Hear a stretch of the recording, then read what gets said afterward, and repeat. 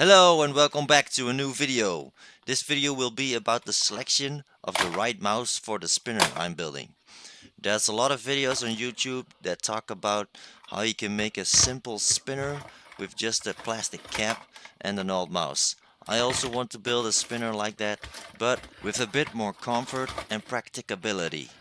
I have a huge pile of mice to go through.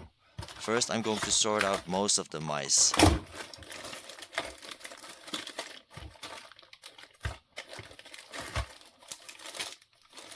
I have some rare mice.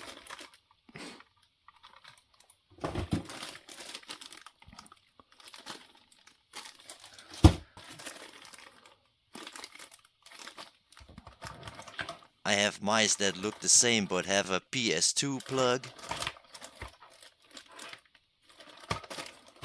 Here's a very good one.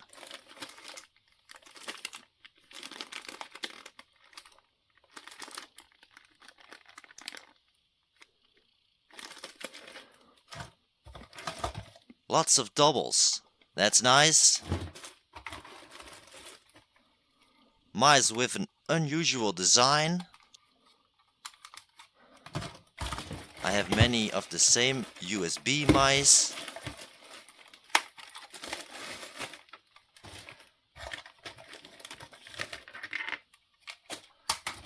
Most of them are quite dirty, so I'll wash my hands afterwards.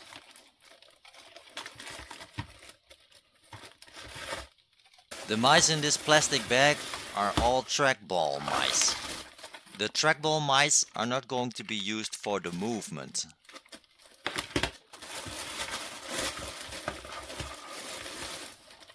A classic standard Microsoft mouse.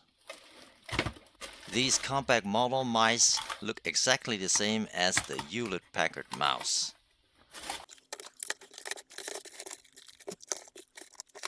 I first sorted the mice per brand.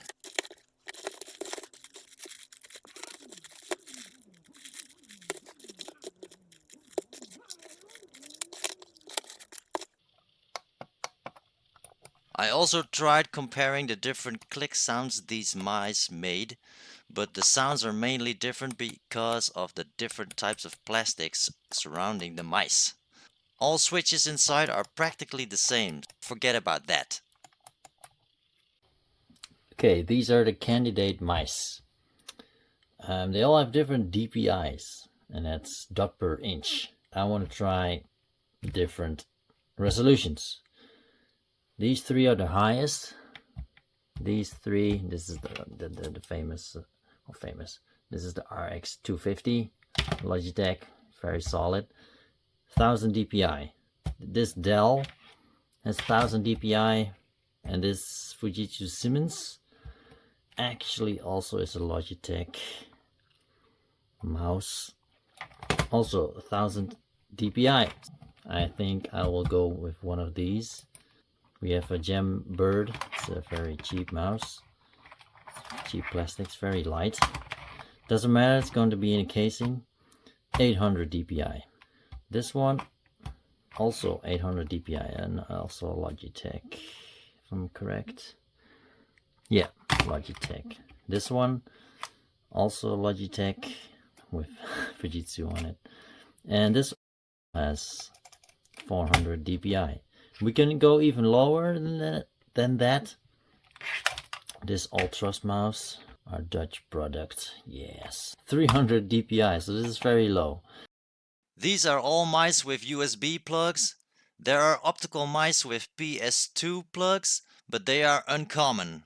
I've made a test setup to compare the movement with different DPI resolutions. It's just a piece of graph paper with some markings. I'm testing them on the MiSTer FPGA plug and play. I'll use a real arcade game that is best played with a spinner, Arkanoid. I moved the mouse from the center to the right until the paddle hits the wall. I do the same for the left. Then I measure the distance I've covered during those movements. I don't know if the DPI in the specs is the default or if you can set it to that resolution with software in Windows or Linux.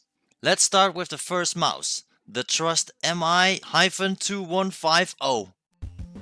The Logitech M-BT85.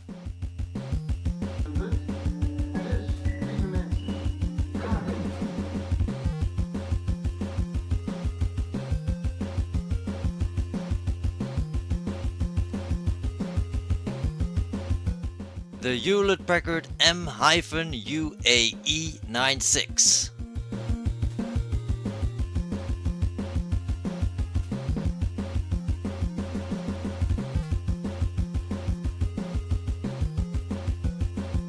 The Gembird MUS Opti 6-USB.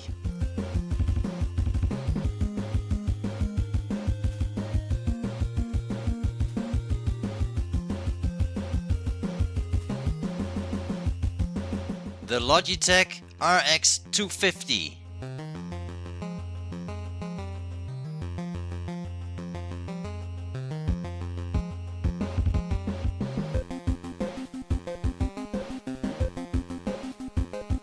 The Dell M-UV DEL1.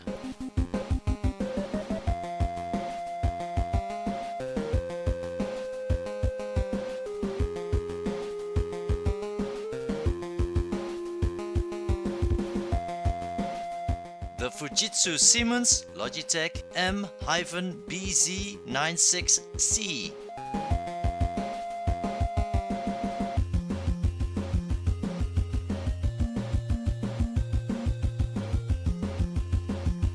I also tried to test with a circle underneath the mouse to measure the movements, but this was inaccurate and very clumsy. I'm not giving any results of those tests, but here's some footage. I've placed all the stats in the table.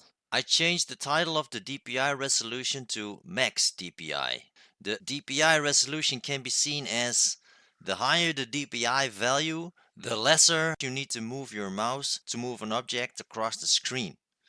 As shown in the table, this isn't correct at all if these were the default DPIs. I think the default DPIs should look more like this. Anyway, the mouse with the highest default range is the Dell M-UV DEL1. The longer the range, the more room I get to play with the sensitivity of the spinner. Now that I've chosen my mouse, it's time to design a case to build in all the electronics. More on that in the next video. I hope you liked this short spinner intro. Thanks for watching so far. See you in the next part. Bye.